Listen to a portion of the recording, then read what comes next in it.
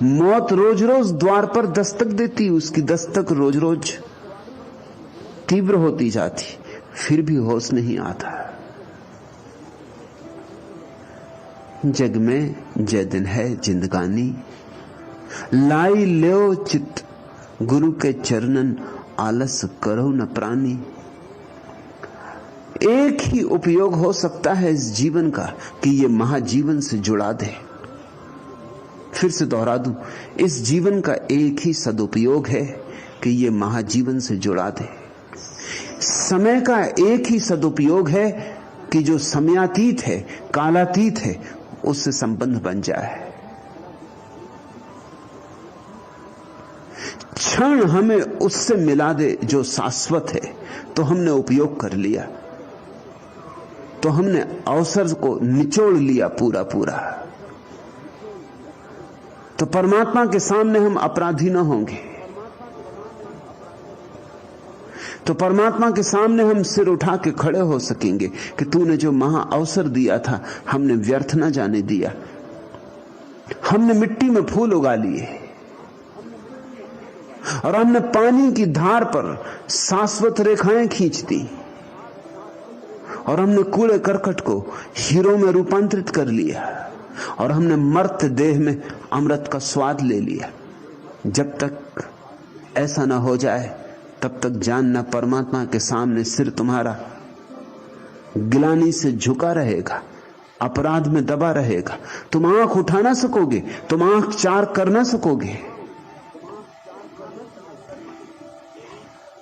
कैसे ये हो सकता है कि मरण धर्मा देह में अमृत का स्वाद आ जाए?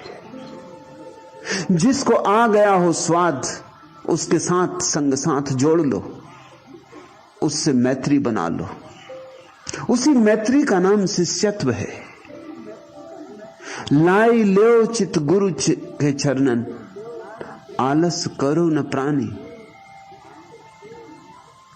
जो प्रकाशित हो उठा हो, जिसके भीतर जल उठी हो ज्योति, उसके चरणों में झुक जाओ, क्योंकि झुके बिना तुम्हारी झोली ना भरेगी। नदी की धार बह रही है, तुम प्यासे खड़े हो, और अगर झुककर अंजलि ना बनाओगे तो तुम्हारी अंजलि में जल ना भरेगा और तुम्हारा कंठ प्यासा का प्यासा रह जाएगा। झुको, नदी से जल हाथ में भरना होता है तो झुकना होता है। अंजलि बनाओ, कंठ तक ले जाओ जल को। नदी तुम्हारे कंठ तक नहीं जा सकती। सदगुरु तुम्हारे सामने मौजूद हो सकता है, मगर झुकना तुम्हें होगा, अंजलि तुम्हें बनानी होगी, पीना तुम्हें होगा। जीसस ने कहा है अपने शिष्यों से, पियो मुझे, पचाओ मुझे, बनने दो मुझे रक्त मांस मज्जा।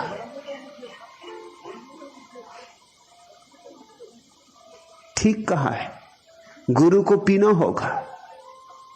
गुरु कोई व्यक्ति तो नहीं है, अमृत की धार है। गुरु कोई व्यक्ति तो नहीं है, प्रकाश का अवतरण है।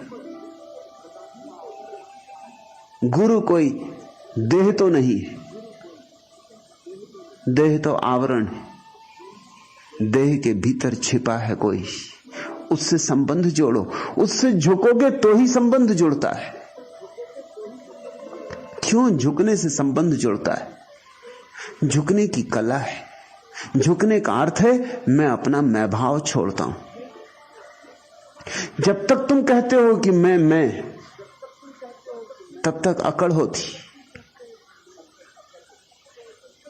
कल ही एक सज्जन ने पत्र लिखा कि बड़े दूर से आया हूं, मैं भी ज्ञान को उपलब्ध हो गया हूं, मैं स्वयं गुरु हूं, मेरे शिष्य भी हैं।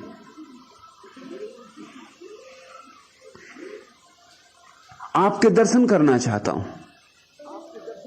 मैंने पूछवाया कि जब तुम्हें अपने दर्शन हो गए तो तुम इतने दूर नाहक क्यों परेशान हुए हो? दो में से कुछ एक बात तय कर लो, या तो तुमने स्वयं को जान लिया, तब बातचीत की कोई अर्थवत्ता नहीं, जान ही लिया, बात खत्म हो गई। स्वागत तुम्हारा, धन्यभागी हो तुम। या तो तय कर लो कि तुमने अपने को जान लिया है, तो फिर इतने दूर आने का कोई प्रयोजन न था। और या अगर मिलना है तो फिर तय कर लो कि अभी जानना नहीं हुआ है।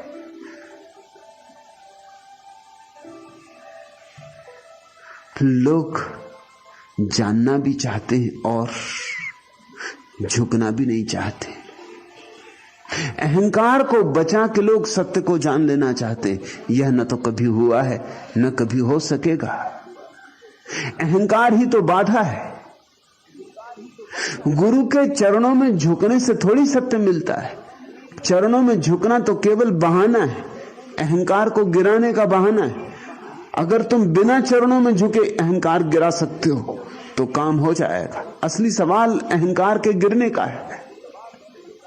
इसलिए यह भ्रांति मत लेना कि चरण छूने से सत्य मिलता है। चरण छूने से क्या सत्य मिलेगा? लेकिन अहंकार के गिरने से सत्य मिलता है। चरण छूना अहंकार को गिराने का केवल एक उपयोग, एक प्रयोग, एक विधि, एक माध्यम, एक निमित्त। जैसे ही तुम अपने अहंकार को छोड़ते हो क्या होता है? अहंकार का अर्थ होता है मैं अस्तित्व से भिन्न हूं, और अहंकार छोड़ने का अर्थ होता है मैं अस्तित्व से एक हूं। बस भिन्नता में भ्रांति है, एकता में सत्य है। भिन्नता में द्वैत है, एकता में अद्वैत है। जैसे ही ये भाव गया कि मैं भिन्न हूं, वैसे ही सारा जगत तुम्हारा है, सारा अस्तित्व तुम्हारा है। तत्वमसि, तब फिर तुम वही हो जो परमात्मा है। फिर जरा भी भेद नहीं, भेद कभी था भी नहीं। तुमने ही भ्रांति बना ली थी तो भेद हो गया था। तुमने ही एक लक्ष्मण रेखा खींच रखी थी अपने चारों तरफ और मान लिया था कि इसके बाहर नहीं जा सकता हूं। बस मानने की बात थी, ख्याल रखना। लक्ष्मण रेखाएं किसी को रोक नहीं सकती, बस मानने की बात है। और अगर मान लो तो रोक लेती। गुरजीएफ ने लिखा है कि कजाकिस्तान में वो बड़ा हैरान हुआ। वो एक ऐसे कबीले के करीब आया जिस कबीले के छोटे छोटे बच्चों को ये लक्ष्मण रेखा की बात बड़े बचपन से सिखा दी जाती, फिर ये जिंदगी भर काम करती। कजाकिस्तान गरीब इलाका, स्त्रियों को काम करने जाना पड़ता है, छोटे छोटे बच्चे, उनको किसके सहारे छोड़ जाओ? तो एक रास्ता उन्होंने निकाला सदियों से। छोटे बच्चे के चारों तरफ खड़िया से एक लकीर खींच देते और उस बच्चे से कह देते इसके बाहर नहीं जाना, इसके बाहर तू जा ही नहीं सकता है, कोई जाने का उपाय ही नहीं। छोटे बच्चे और बच्चों को भी देखते हैं अपनी अपनी खड़िया के घेरे के भीतर बैठे, कोई बाहर नहीं निकलता। धीरे धीरे ये आत्मसम्मोहन इतना गहरा हो जाता है कि गुरजीएफ ने लिखा है 70 साल के आदमी के चारों तरफ खड़िया की लकीर खींच दो और कह दो कि तुम इसके बाहर नहीं जा सकते हो, वो बाहर नहीं जा सकता।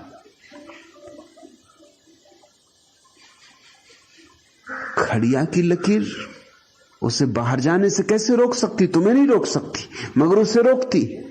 उसके मन में एक भ्रांति बैठ गई, भ्रांति सघन हो गई, बार बार पुनरुक्त करने से सम्मोहित हो गया है वह। गुरजीएफ ने बहुत कोशिश की कि उसे खींच के बाहर निकाले, लेकिन खींच के भी ना निकाल सका।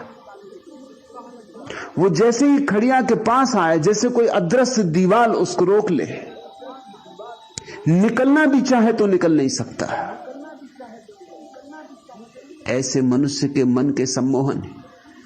और तुम्हारा अहंकार खड़िया की खींची हुई लकीर। खड़िया की लकीर तो कुछ होती, तुम्हारा अहंकार उतना भी नहीं। अहंकार सिर्फ एक मानी हुई भ्रांति जो बचपन से हमें समझाई गई कि तुम हो, कि तुम अलग हो, कि तुम भिन्न हो, कि तुम्हें कुछ दुनिया में करके दिखाना है। कि तुम्हें नाम छोड़ जाना है, कि इतिहास में तुम्हें अपने चिन्ह छोड़ जाने।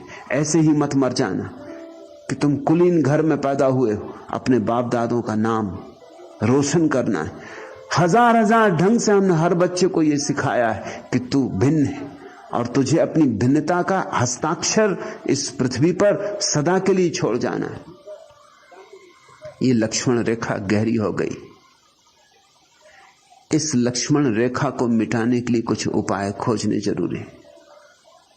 गुरु के चरणों में सिर रखना बहुत उपायों में एक उपाय है और बहुत कारगर उपाय है, क्योंकि मंदिर की मूर्ति के सामने भी तुम सिर रख सकते हो, लेकिन कारगर नहीं होगा, क्योंकि मंदिर पत्थर की मूर्ति है।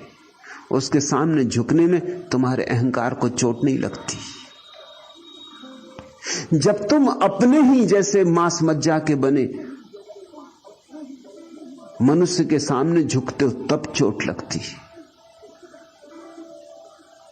पत्थर के सामने झुकने में कोई अड़चन नहीं, आकाश में बैठे परमात्मा के सामने झुकने में कोई अड़चन नहीं। कृष्ण, राम, बुद्ध, अतीत में हुए सद्पुरुषों के सामने झुकने में कोई अड़चन नहीं।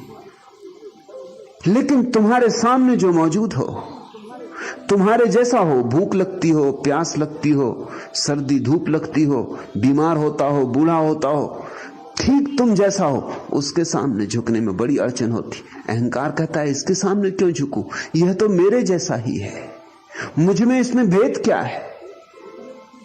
अहंकार बचाव करता है। इसलिए जीवित सदगुरु के सामने जो झुक गया उसका अहंकार तत्क्षण गिर जाता है। मगर यह मत सोचना कि सिर्फ झुकने से गिर जाता है। झुकना औपचारिक भी हो सकता है, जैसा इस देश में है। इस देश में झुकना औपचारिक हो गया है। लोग झुक जाते हैं, झुकने का कोई ख्याल ही नहीं आता। झुकते रहे, जो आया उसके सामने झुकते रहे। झुकना एक शिष्टाचार हो गया। जैसे पश्चिम में लोग हाथ मिलाते हैं, ऐसे यहां लोग पैर पड़ लेते। जैसे नमस्कार करते हैं ऐसा पैर पड़ लेते। नमस्कार भी औपचारिक हो गई, होनी तो नहीं थी। जिन्होंने खोजी थी बड़े विचार से खोजी थी। तुम देखते हो हमारे देश में हम नमस्कार करते हैं वो बड़ी भिन्न है। पश्चिम में लोग कहते हैं शुभ प्रभात कि शुभ रजनी। हम ऐसा नहीं कहते, हम कहते हैं जय राम। हम सुबह और सांझ की बात नहीं करते, हम राम की बात करते। हम कहते हैं राम की जय हो। जब तुम हाथ जोड़कर किसी व्यक्ति से कहते हो राम की जय हो, तो तुम ये क्या कह रहे हो? जिन्होंने खोजा था उन्होंने बड़ी बारीक बात खोज दी थी। उन्होंने ये कहा है कि दूसरे को देख के राम की याद करना, क्योंकि दूसरा राम ही है, और दूसरे में राम दिखे तो अपने में भी राम दिखेगा। और जब दूसरे को देखो तो राम का ही स्मरण करना, राम की ही जय बोलना, क्योंकि जय तो उसी की है और किसी की भी नहीं। जय तो समग्र की है, पूर्ण की है, अंश की नहीं, अंशी की है, खंड की नहीं है, अखंड की है। तो राम की जय बोलना। राम की जय में तुम्हारी भी जय है, दूसरे की भी जय है। राम की जय में सारे अस्तित्व की जय है। ये भी झुकने की एक तरकीब थी, मगर औपचारिक हो गई। अब हम राम की तो जय बोल लेते हैं, ना राम की याद आती, न दूसरे में राम दिखाई पड़ता, न अपने में राम दिखाई पड़ता। क्रियाकांड हो गया। अब तुम जाके किसी के पैर भी छू लोगे तो भी शायद कुछ ना हो। सिर तो झुक जाए, भीतर का अहंकार अकड़ा ही खड़ा रहे। भीतर का अहंकार झुके तो तुम्हारे जीवन में एक चिंगारी पड़ती, चिंगारी जो तुम्हें जला देगी, भस्मीभूत कर देगी और तुम्हें नया रूप देगी। और तुम्हारी राख से एक नए मनुष्य का जन्म होगा, एक नई चेतना का। लाई लेव चित गुरु के चरणन, आलस करो न प्राणी। और मनुष्य का मन हजार तरह से टालता है, बड़ा आलसी है, बड़ा प्रमादी है, बहाने खोजता है कि आज तो संभव नहीं, कल झुकूंगा, आज तो और भी दूसरे काम हैं, लेकिन कल निश्चित समय निकालूंगा, कल करूंगा प्रार्थना, आज थोड़े और काम निपटा लूं, कल पूजा का क्षण आ जाएगा। ऐसे तुम टालते हो कल पर, और कल कभी आता नहीं, कल कभी आ ही नहीं सकता। तुम चाहते भी नहीं कि कल आए, कल तो सिर्फ बहाना था टालने का। आज बचे इतने ही क्या कम। तुम परमात्मा से बच रहे हो, कितने जन्मों से बचते आ रहे हो, कब तक और बचना है? कब तक ऐसे ही खाली खाली